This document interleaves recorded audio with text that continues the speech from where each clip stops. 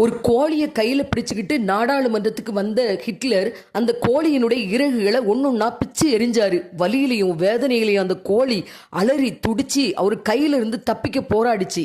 அங்கிருந்த அமைச்சர்கள் எல்லாம் ஐயோ பாவம், அந்த உயிரை இப்படி வதைக்காதீங்க, விட்டுருங்க அப்படின்னு சொன்னாலும் ஹிட்லர் கேட்கல. அந்த கோழியினுடைய மொத்த இறகுகளையும் பிச்சு எரிஞ்சிட்டு அந்த கோழியை தூக்கி கீழே போட்டு தன்னுடைய கையில் இருந்த தீவனத்தை அந்த கோழியை நோக்கி வீசினாரு.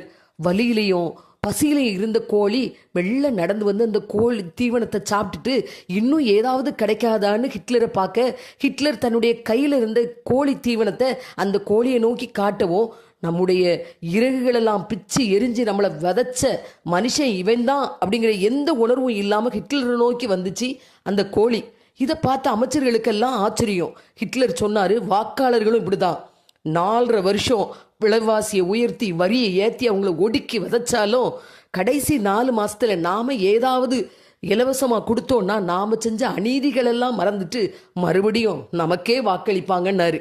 நாம் ஹிட்லர் கையில் இருந்த கோழியா